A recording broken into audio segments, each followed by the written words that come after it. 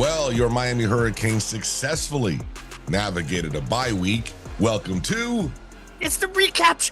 Wait. What are we recapping? I don't know, but I don't know how successfully we navigated anything. Well, again, we'll find out on Saturday. It's the recap show. You know, no news is good news, I guess, right? I mean, we didn't... Hey, there's still a zero in the loss column. Okay, good. The way Florida State's season's going, they might lose on a bye week. So we actually did successfully navigate the bye week. And there's a good chance that the University of Miami is going to be a top 5 team when the rankings come out later on today. Yeah, listen, it was a fun day of college basketball, I should say. Is there? How we doing? I got my coffee. How you doing? I had a bizarre night, so yeah. I got mine too. Yeah, we saw some tweet. I thought you were in trouble a little bit. We were going to send down the reinforcements. Yeah, there was a point when we wondered if we were going to get out of there. Yeah, so I don't even know what that was, but I'm not sure. It looked like some sort of. It's a Bar Capri. I can't believe you've never been to Bar Capri. I literally, I'm not going to lie. When I saw that building, Police Academy, Blue Oyster, Colt Bar, like that. Yeah. I was getting those vibes. I'm like, oh my goodness, Toast went to the other side. Bro, it was bizarre. So we had tickets for the Savannah Bananas last night.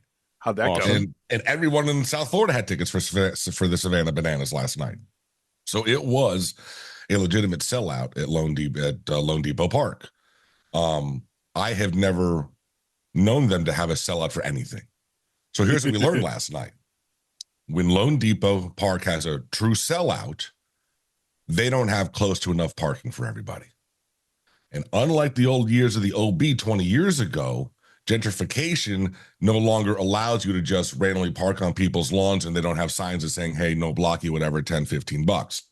It was also pouring rain the entire time. So cops have all the roads blocked off. I just dropped the kids, my wife, and everyone off. Me and my sister-in-law, Nicole, you know her, Scoop. Yeah. We drive around looking for a parking spot. Nothing. We end up finding a parking spot like a mile and a half away. And at that stage, it's like, well, the game's only 2 hours. They cap the games at 2 hours. So it's like, well, we walk a mile and a half in the rain to get in, then we'll have to leave in the 7th inning to come get the card, whatever. So let's just find a bar. And this is the bar that she found, my sister-in-law. And we went in there, and it was just us and 7 middle-aged women. Hold on a second, bro. This place is all right. So this is the music going on in there, blasting all the Latin music. We don't, 2 gringos sitting in there. They only have 4 types of beer, no booze, all bottled beer. What? Modelo, Corona, Heineken, Miller Lite. And they don't take credit cards, just cash. Way to go, Mahoney. The beers, $5 a piece. That boy, Tackleberry. And yeah, as it got to about 9 o'clock, other folks started showing up. The DJ showed up, and this place, like, bro, I'm just saying, if you were ever looking for fun on a Saturday night, Bar Capri. I love it. That boy, Tackleberry. What a brilliant story, bro. What were you watching? So you're at the bar. Hold on. No TVs. No TVs. The TVs were on, but they had the HDMI not plugged in thing on the screen. and then in the back corner of this bar, this is how you know I was in Little Havana. There was a painted tribute to Jose Fernandez on an entire wall. I was going to say, are they not sports fans down there? No, apparently they are. Apparently they are. So yeah, I need to know the feeling of when you walk up. This was building. If you guys hadn't seen it, it was purple. Number one, it had a single door in the front. It was kind of like a diamond shape, and the door was on one of the corners. That's what it looked like. No windows. No. And it just said Capri above the door. I got to know the feeling like when you reach to open the door and then you like at what point do you think to yourself like am I going to make it out of here or like it's like going to for me it's like going to a foreclosure back in the day. Mhm. And I've got all these investors, they want to go buy up to all these foreclosures, and I said the door is now unlocked, feel free to go inside. There you go. Like, I wouldn't go in because Right. you never knew what you were going to find in there. So I will say the picture I posted was from Google Maps, and that's like a daylight picture. Didn't look that horrifying at night with the rain. We also didn't go in the front door. The back door was open where the parking lot is. So we walked in through the back. I don't think anyone walked in through the front. Okay. That might permanently be a chained door. Which is illegal by fire code. Not in Little Havana, bro. Like take your code and they don't play your codes in Little Havana. they don't have time for that nonsense. So did everyone, when somebody walked in the back door or when somebody heard the back door, did everyone just turn and look just as an anticipation of who was coming in? They were absolutely like, what are these two doing in here? Why are these two? And I go to my sister-in-law, I'm like, we should come back next Saturday and become regulars and really just fuck with them. Like, why are they back?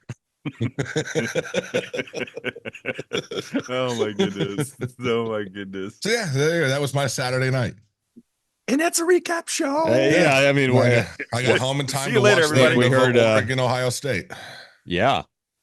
Look, a lot of overtime games yesterday. Yeah. Into last night. A lot of fun. I can't get, and I've seen this before and I've enjoyed it before. If there's one stadium, I'm going to put it to you this way. If there's one stadium that you would like to, completely unbiased, totally unaffiliated, that you would like to go to on a Saturday night to experience the traditions and the band and the singing and the hooting and hollering and watching a game in this stadium, where would it be? At night was the prerequisite. At night, because I have one, and it's at the top of my list now. Me too. Well, mine's been at the top of my list for a long time. I'm going bayou, bro. I'm going LSU on a Saturday night. Good one. Not my choice, but good one. Okay. I'm on Toast side. I'm not going Autzen. No. It's too far anyway. Too far, bro. It really is. And when you say tradition, I mean, they're honestly, if you can be teleported there. Right, yes, correct, yes. Honestly, Oregon's tradition is its uniforms. That's it. That's it. It's not its championship pedigree. It's you could go anywhere. I'm not talking about games from last night. I'm saying any stadium on a Saturday night to witness a college football game, a sold-out college football game. Where would you go? I'm probably going to end up going to LSU and going to some of these games, just saying. But I don't know. LSU is at the top of my list. I'm with Toast. All right. Neyland Stadium is brilliant. Sure. The interaction, I was switching between Florida, Tennessee, and Oregon, Ohio State. Obviously, it's on television.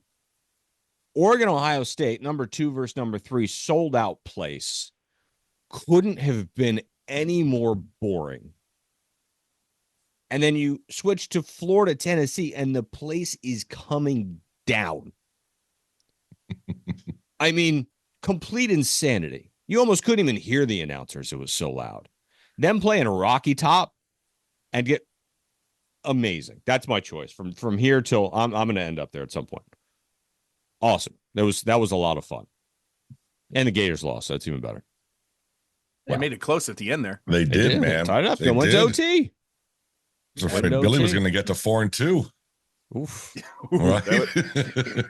So how does, because I saw a lot of games yesterday in teams that Miami has played. Florida being one of them, obviously. And they've had some decent games lately, right? They held Tennessee. They shut out Tennessee in the first half. Twice. They shut out Tennessee in the first half. Yes, they did. And they almost beat them on the road. I watched Pitt and Cal. I didn't watch them. I saw the Pitt and Cal score yesterday of 17-15. Mm-hmm. Pitt, one of the most dynamic offenses in the country this year, right? Cal held them to 17 points. Yep. Like Rose said it, this offense is special. Miami's offense is special. I do believe that. What was the biggest takeaway through yesterday's games for the ACC? My biggest takeaway is we definitely have a battle going on right now for who is the best team in the ACC. Because Clemson's definitely turned it around. Yeah, Clemson has absolutely turned it around after that Georgia game. Whatever happened, they are rolling right now, and they're looking like Clemson. Klubnik looks good. Yeah, Clemson's back to where it needs to be. This is what we anticipated when they first got that Riley coming in there to be their offensive coordinator. Offense seems to morph a little bit. They have a really good run game. So yeah, they're back into the discussion whether we like it or not. SMU, they're the other one. Yeah. No, listen, man. I mean, Syracuse picked up a nice dub. NC State is obviously a fraud, so Syracuse is now 5-1 as well. Mm-hmm. Louisville knocked off Virginia, so that game this weekend now is going to have a lot more, Yeah, and the Louisville UVA game was close. Yeah, and North Carolina sucks. God, I think I lost that game. What was the line? That game pissed me off. I think it was Georgia Tech -3. God. And they covered. Yeah. How do we do? Can we look at it? Can we go through our picks? Yeah, I'll pull the picks real quick. All right. I think we lost. Did he say he was? So I will say. Did he say he was leaving and I missed it? No, he just gave the peace sign and bounced. He might have. Okay, so he got a call. Okay, so here's my thing. So I was watching the Utah Arizona State game. So that was this Friday night game. Yeah. And there's a thing going on in college football with these coaches right now. Situation in this game, Utah's down by 4, struggling with their offense because Cam Rising's just not, he's heard this and that, just having an awful game. Offense been a struggle. Fourth quarter, 10.5 minutes left. You're down by 4. You're at the 30. It's 4th and 8. You can kick a field goal to get within 1. Kyle decides to go for it. Obviously doesn't get it. Defense gets a stop. Gets a turnover. They then get the ball back at the other side, other team's 30. They kick a field goal. Now they're down by 1, but now there's only like 3 minutes left. The coaches giving up points that early in the fourth quarter now to go for it on 4th down. I don't understand. Like, I get the whole analytic thing, but bro, points are points. And you're down by 4. You can cut it to 1. Like that, I don't understand what they're doing right now. Well, I think I agree with you. I do think that they're getting a little going for it on 4th down happy. I think so, yeah. Yeah. However, number one, we don't know how good that Utah kicker is. And, a 47-yarder is no gimme. So the question... But it's getting to be pretty much a gimme in football. Kickers are better now than they've ever been. Yes. I mean, it really is hard to come by a team, a top-notch team, really anything in D1, if that's what you still call this stuff, that doesn't have a quality kicker. Like it's and these kids and big legs too. Like, yep. But it's still a 47-yarder. So if there's a question about his range, if there's a question about whether, maybe he's not healthy, maybe he's got a groin pull, I don't know. I mean, 4th and 8, as opposed to trying a 47-yarder, I think right there, that's just a gut call. But yeah. I agree with you. I do think that we're getting a bit happy with the 4th down attempts. It just seems like it. I mean, more than ever. I mean, I'm sure that's high.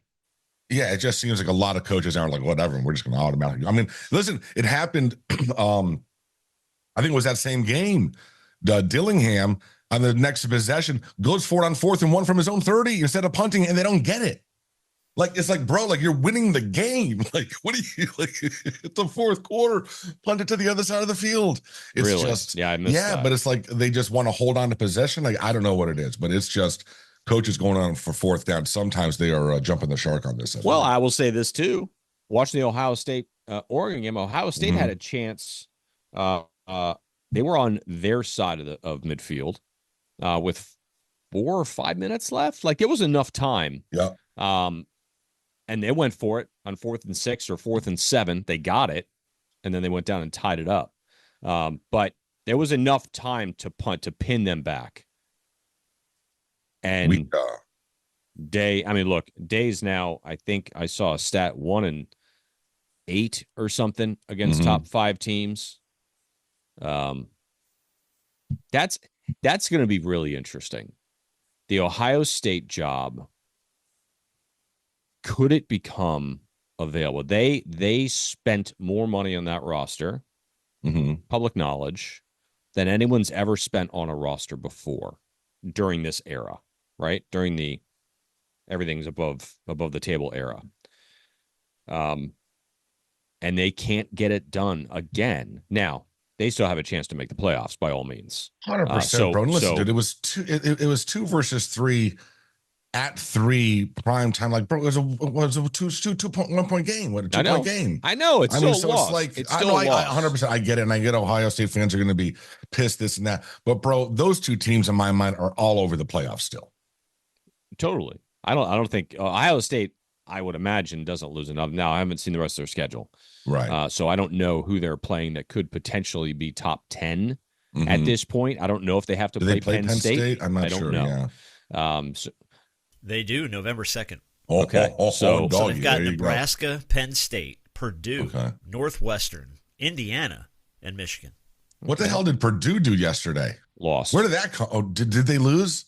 Purdue?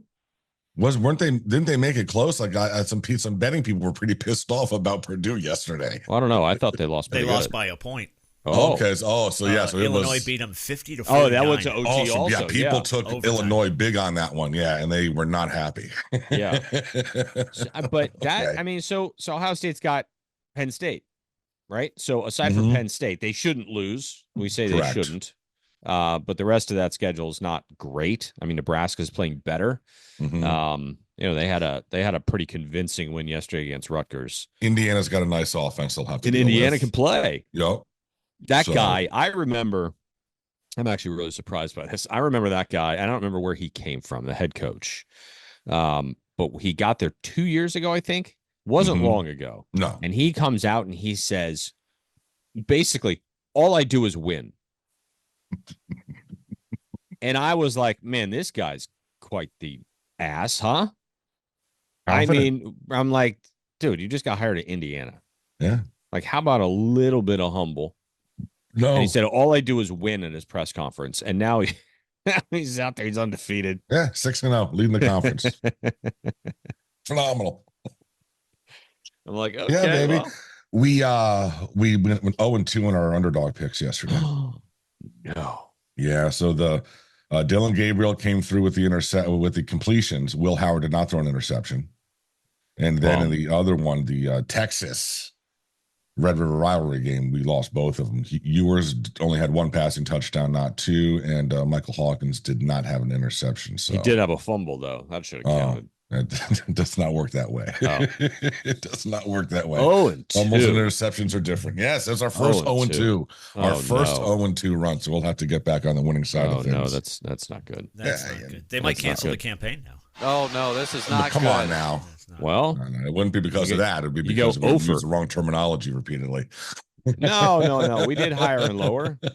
We did. We did higher and lower. Yes. Look, it's like you got to get acclimated to that type of stuff. You can't just change over under and expect, it's been going like that for 150 years. 100%.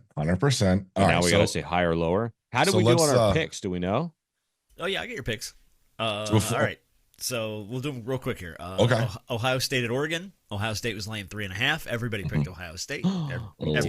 I thought I took Oregon at Outson. I was hoping I took Oregon. Texas at Oklahoma. Texas was laying 14.5. We all took. Covered by a mile. Toast picked Oklahoma. I did. I'm an idiot. Well done. Scoop and roll in Texas. Penn State at USC. Penn State was laying 5.5. Everybody picked USC. Everybody won. There we go. Florida at Tennessee. Tennessee was laying 15.5. Toast and Roman went with the Gators. I took the Gators on that one. Yes, baby. Scoop went Tennessee. So Scoop lost that one. Tech at North Carolina. Tech was laying 4. Toast and Roman went with the Ramblin' Wreck and won. There you go. Scoop went. It was 2 and 4 this week. Yeah, it was not good. Oh no, it was not good. Oh no, this is not good. It's all right. I'll tell you 2 more. Cal at Pitt. Pitt was laying 3.5. Everybody took Pitt. Everybody lost. Oh, my God. What a terrible and then week. Old Miss at LSU. Old Miss was laying 3. Everyone went with Old Miss. Everybody. Oh, lost. my Oh, God. boy. Oh, boy. Toast was 3-4. Scoop was 2-5. Roe was 4-3. Okay. So Roe was the winner this week. So let's talk about that. So couple of things. First, SEC wise, I want to talk about Alabama. Man, they got by with the skin of their teeth against South Carolina, winning by 2. How do you think these Tide fans are feeling about these close games with Kalen DeBoer? I mean, are they grateful looking back now? You would think. Or are they completely oblivious to the fact that this is what happens to regular football teams? Regular situations. Right? DeBoer, think about this. Think about how good DeBoer is. Yes. As the head coach. Now, like 105. Mm-hmm. I mean, really. Like, the guy's lost 5 games in his career. And they look average. I tell you, the offense isn't that great either, but the defense looks far worse than anything we ever saw under Saban. Correct. Yeah. I think that's the biggest thing for me is their defense looks beatable no matter what time you turn on the game. Yeah, I don't know what it is. I don't know if other teams without Saban now are feeling that this is a chance to jump on Alabama, but losing to Vandy, struggling against South Carolina, like this isn't Tennessee and Georgia and LSU we're talking about here. They beat Georgia. I know they did. I know. How did they beat Georgia? Right? How did they? I mean, listen, they had that insane first half and they held on for dear life the second half is the reality of that one. So basically, Alabama's had an incredible first half of football in the Georgia game. Outside of that, it's been a struggle. I would say that they potentially could have been outscored the last 2.5 games. Mm-hmm. Right? Definitely outscored the last 2.5 The fourth games. quarter of South Florida, they blow it up. The first half of Georgia, they blow it up. Outside of those 3 quarters. No, they've had a rough 10 quarters in a row. Like, it's been, So. Getting outscored, 100% getting outscored the last 10 quarters. Yeah. Which is wild. Mm-hmm. Milroe, I thought Milroe would absolutely light it up in DeBoer's system. But you know what kind of makes you realize Pennick's pretty damn good. Yes. Right? I mean, think about the numbers that he put up with DeBoer, and it is light years different than Milroe. Oh, I wanted to bring this up, Scoop. What do you think last night, Oregon, OSU, that final Ohio State drive? Yeah. Does that drive end with number 1 at quarterback? Does Cam slide down there? Does Cam allow the game to end that way? Come on now. Look, I've seen some. This isn't the first time I've seen. You saw Nico do it last week. Mm-hmm. Run out of bounds as time expires, knowing that you've got to get the ball to the end zone. It was weird seeing. Who's the quarterback for Will OSU? Howard. Will Howard. It was weird seeing Will Howard tuck it, run, realize he just passed the line of scrimmage, and then think to himself, "Oh my God!" Like you could see it all playing out. Yeah. And as soon as he got past the line of scrimmage, I said, "What did I say? Oh no!" I mean, I was like, "This is it's over." It's like not I good. couldn't believe it. But man, that's a spot. Like you don't know how. So is Cam gonna? I don't know. I saw.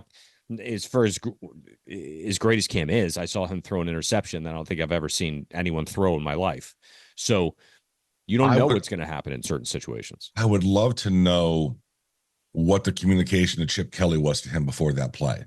Like, remember, you've got this amount of time, this and that, whatever. Just did he say anything to him to kind of remind him of the situation? Like, I'm just curious because you had that communication now. He had 15 seconds to talk to him there before the snap. I'm just wondering what he conveyed. Look, he probably said you've got a timeout. Mm-hmm.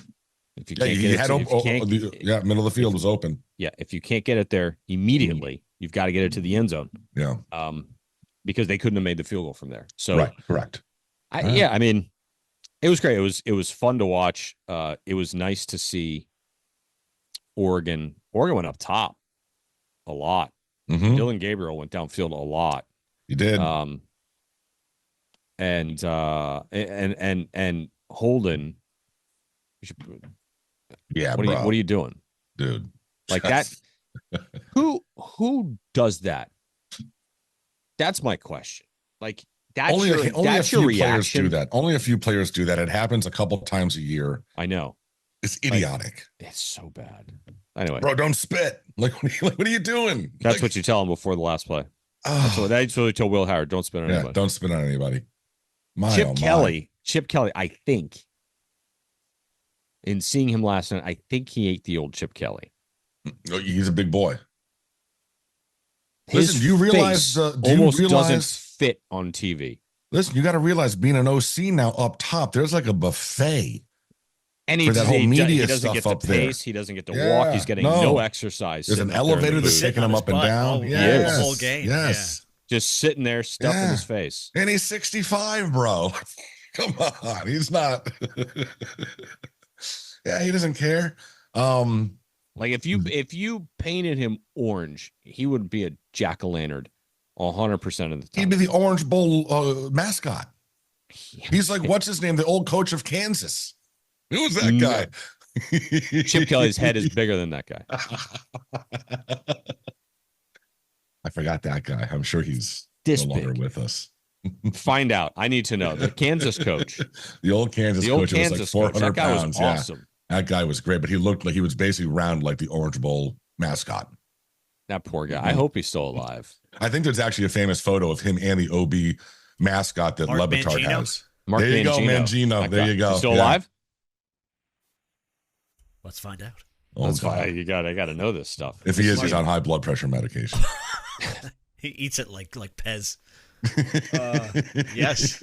There you go. Good for still him. with us. Still with us. What's he doing? He's not coaching anymore, huh? Let's see. No, he's been out of coaching for quite a while. Yeah, Wow. yeah. How about his last game was at Shoney's. Iowa? His last game was at Iowa State in 2015.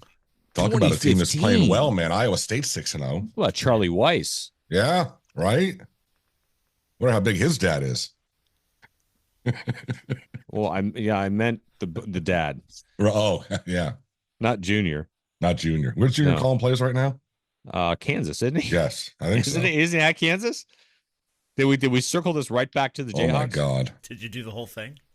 I think we did. I may be wrong. But we did the thing. This is a row. I gotta be honest with you. We should have a bye week every week and just do recap shows. Mm-hmm. It's so much more fun. The shit I see.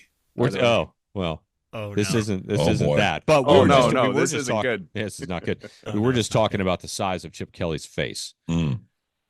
Oh, it's the How it has size grown of like Saturn, like one of the bigger planets we have. Bigger, in our solar you know, system. No, Saturn's the it biggest has planet. a moon. I think it has a moon. It's got a moon. The moon of Endor. It's got a bunch of Wookiees It's living down on it. at And the neck. Ewoks. It's down at the neck. If he looks down like this, it just he's got rings. Yeah, what about that? Did we talk about the slide? I mean, like, what are we doing? Yeah, we just talked about we it. just talked Just about now. it. I said like, Cam what are never we would have doing? done it. And I Like, said you I know saw what? him throw a pick that you should never do either. True. Will Howard did throw a pick? No. Didn't we pick No, him? no. Oh, okay. No, but at the end of the game, you got to go the week before that too. Nico, with time on the board, just decides to run out of bounds. Like, come on, guys. Like, your team. You know, I've always kind of had a little bit of harsh criticism for the kick. Your guys work so hard, and then you have a kicker just miss a kick, right? The soccer player with pads just goes ahead. I know for the brand McAfee, but whatever. You guys miss a kick, and all. It's just it is what it is. But quarterbacks, at the end of the game, give your team a chance. You can't just slide with no. You got to give them a chance. That is just egregious error on their part. And, you know, now biggest payroll on college, right? $20 million NIL deal. Take the L and he's like 1-6. Ryan Day, the guy who paints on his beard, is 1-6 against teams in the top 5. I don't know. I don't know either. Dude. We did discuss Ohio State and Ryan Day and the fact that they're still making the playoffs. The only team they have, they have two important games. They've got Penn State still. They also have to play Indiana. So Indiana undefeated can score So I look, Penn State skates by, right? Go into OT against USC. Couple bad calls, pass blew, interference. Yeah, a couple bad blew calls that game too. though. Yeah, Oh my goodness. Right? What was the line on that? I remember. So you went 4-2 this week. Oh, nice. No, 5-2. You went 5-2. And that was I win that game. I picked USC and the points. And we all took USC. Yeah. Yeah. Nice. Yep. Nice. Yeah. So Penn State doesn't. I don't know. Are they a top 5 team? I wouldn't think so. But and realistically, does Ohio State fall out of the top 5? No, probably not. Can they just swap? Well, I do see a situation where University of Miami is 5 and Ohio State 6. Could happen. Could. I could still see. I could legitimately Alabama see, with a squeaker. Yeah, terrible. They should have lost. We were just saying how that's just. And that's another one. Quarterback with a chance. Mm-hmm. Literally airmails it 10 yards over a guy's head. I'm like, give your guy a chance. Like, dude, like, what are you guys doing at the end of the game? So you guys brought up the Canes. While we did navigate the bye week successfully, generally at 6-0, you wouldn't expect the headline out of bye week to be players only team meeting. Generally, that occurs when things are going sideways. Like, I'm guessing they've had at least 1 or 2 at FSU in the last couple of weeks. But no, the Canes go ahead and have a players only team meeting. We have audio from X about this. I feel as if we haven't played our best football yet, and the team knows that. We actually had our own team meeting, player-only team meeting yesterday, and really just, talked everything through. If anybody had to say anything, we literally opened it up. And I feel like we're on a great roll right now. We have a great mindset right now, and we're ready to finish off the season with a bang. So you guys had a players-only meeting. Bang. Normally that happens when a team's 0-6. 1-5. You guys are 6-0 in the driver's seat in the ACC, and you're having a players-only meeting? Right, yeah. I mean, because we still know that we haven't played our best football yet. Yeah. And we're so capable of doing so. So just getting better each and every single day is just on our mind, and that's literally the only thing on our mind. I love all of that. The mentality. I love all of that. And I think they listened to the weekly show because we did have some concerns, especially defensively. I think your best game that you played, arguably against the best competition, was week 1. So usually you see the biggest jump between week 1 and week 2. And I think it was smart to have that players only meeting because what did Nick Saban coin it as? Rat poison. You can't take the rat poison this time of year. You see all these good teams losing to teams they relatively shouldn't be losing to. A lot of close games, teams starting to figure you out. But we're seeing a little bit of a dip, right? You won the last 2 by some questionable calls. You're 6-0, you're riding that, but it's not perfect. It's not perfect by any means and stretch of the imagination. So I'm glad that they admitted it, especially coming through X, because he's arguably one of their emotional leaders of the team. Yeah, I mean, it's not going to be perfect. We saw it back in the day when, we had to have the Ed Reed touchdown against BC to pull that out in a season where nobody could touch those dudes. Right? I mean, they were as dominant as any dominant team we've ever seen, obviously the best ever. But with today's parity, everybody loses all week, every week. It's just, you see these teams that fall by the wayside, get beat. We talked about, right, Pitt and Cal. I mean, Pitt's legit. They can score. And Cal went out and on the road.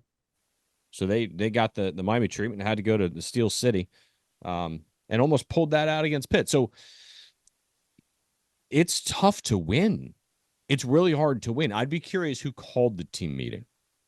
I would be curious how that went down. Was that suggested to them?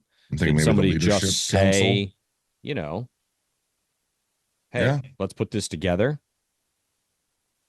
Well, listen, they've got to know watching film they haven't had a complete game yet. So perhaps that was just watching that film and realizing we haven't had a complete game yet. We've definitely, listen, they've given up how many plays of over 50 yards? So there's definitely things there as a player that you're going to be like, you know what? I mean, we got to tighten some stuff up here. Certainly. I'd like to maybe think that maybe the defense was the instigator for calling this, realizing that, they've kind of been, had a few more issues in the offense thus far. But regardless, I just love the mindset. And I attribute this to Mario, the fact that all they're worried about is just getting better every week. They're not. I honestly believe they're not looking forward to anything. It's tunnel vision week to week to week, and that's what you got to do in this. If I'm going to take a stab at this, I'm going to look at 3 separate entities that could have been a catalyst for this players only meeting, right? Number one, we talked about a defensive letdowns, giving up too many big plays. Like, guys, you're killing us, right? Let's talk. Let's open the air. That's number one. Number two, I think some of the ego is getting involved. Maybe some people coming in here expecting a bigger role, but you're 6-0, so you got to check that in a players only meeting because, hey, I thought I was going to get X amount of catches. I'm not getting this amount of touches. I'm not doing this. So I could see that. If you're 3-3 right now, I think the headlines would shift and be like, people are not happy and looking to hit the portal. That's just the world that we live in. And number 3, I think Cam. Listen, Cam, you put the ball in harm's way a couple times too. You're leading in terms of my opinion, in terms of the quarterback, Heisman by far. But that interception's still playing in my head. Some of the interceptions the week before, can't do that. We got to clean that up. We got to clean up the turnovers too. If you're going to be our Heisman guy, you got to go ahead and make sure you're not making the most egregious interceptions of all time, including the one you just had against Cal, because that was terrible.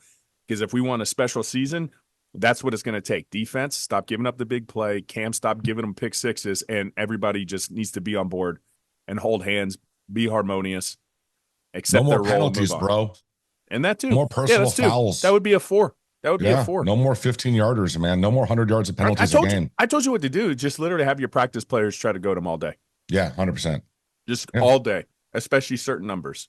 Mm-hmm. Literally. And when they react, you're weak. That's what it is. You're weak when you react to that because you know what they're doing and you're allowing it to hamper your team. Now, I do think one of the calls was bullshit and it happened this week. Did you see Wake Forest's first touchdown? Wake Forest scores. Wake Forest scores against Clemson. The first thing the kid does, goes in the end zone, spins the ball. No. Apparently, that's what you're going to get Jacoby George on. You're going to get him on spinning the ball, but then you watch another thing. If you're going to call it one way, you got to call it the other way around, right? You got to call it both ways. So it was terrible. I'm going to give you a pass on that one. Some other ones, no, but that one, yes. The worst thing I saw yesterday pissed me off, bro. Ole Miss losing that game because now they've got 2 losses, and it's going to open the door now for Florida to make a push for him. And the last place I want Lane Kiffin is anywhere in the state of Florida. But you know what? I would almost venture to say he's not even as good as a recruiter as Bayou Billy. That's not his thing either. He's more of a portal guy. So literally, you would have 2 guys in the state of Florida at the other 2 big 3 schools that are not really recruit savvy guys. They rely heavily more on the portal. Florida State, I mean, Lane that's just what he does. Florida State's losing recruits like crazy, man. They're jumping off that 2025 ship like, oof. Yeah, I would too. I mean, last year, you're at the point you've lost so many games. Last year was the anomaly. It takes that kind.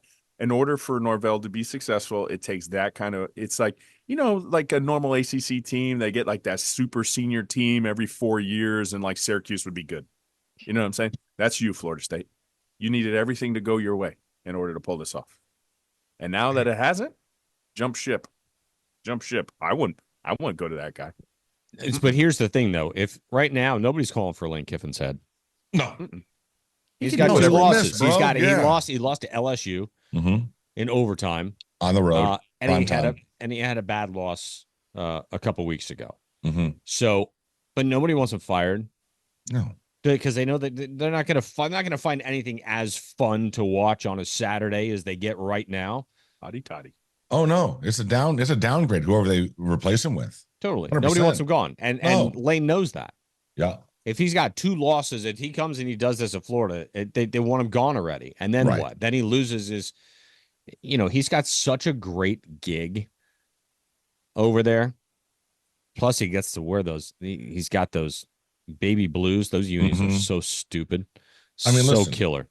I would say, and I love Lane, but I think look, USC, Tennessee, crazy high expectations. Those did not end well. Raiders, like Ole Miss, I don't think he's built for being at that place with crazy high expectations year in and year out. I think an Ole Miss is exactly where he should be. That sort of program that he can take into being a top 10 team. But as you said, there's no drive to, well, if you don't win 12 games this year, we're firing your ass. Think of, you just mentioned stops for Lane Kiffin. Yeah.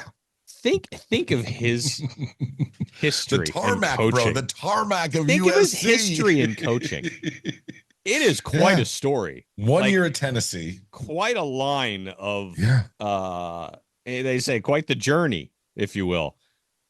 I mean, there's been some pretty awesome moments with this guy. Well, it's been a zigzag. It hasn't been an easy, crescendo. It's been a zigzag. It's been peaks and valleys. They left him off the plane. Why did? They wouldn't even let him board the plane home. Are we forgetting the FAU stop, or are we just? Oh yeah. Lane train. There. Love the lane train. Lane train was fun.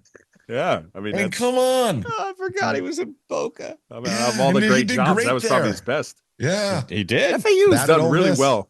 I mean, because remember, they got Willie too after the fact. They got Lane, and now, I mean, and look who they got out now too. Not doing so hot, but Herman, but still, I mean, didn't they win yesterday? Didn't they beat North Texas?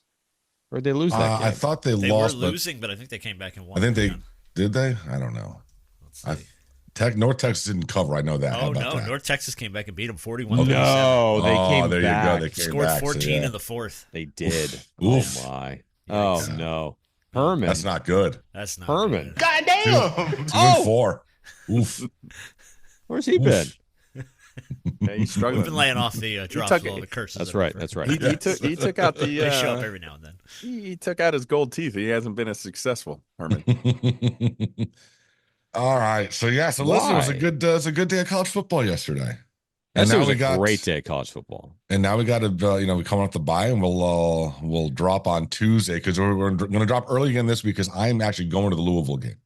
So I fly out Wednesday afternoon, do some bourbon touring on Thursday and Friday, Buffalo Trace Thursday morning. Let's go. Had some Buffalo Trace because you had mentioned it the other day, and so I got some. So excited. It's nice. So excited. Are you going to the game actually? Yeah. 12 noon game. Oh, that's now. Are you guys going to do a watch along? We are. Oh, look at that. We're going to do a watch along for a 12 o'clock game. During the game. Yeah. Get me on the phone from the 300 section. What possibly could go wrong? Going with a bunch of OBB guys from the chat. So that should be good. Looking forward to it. All right, boys. So what else do you want to hit here before we get out of here on this recap show?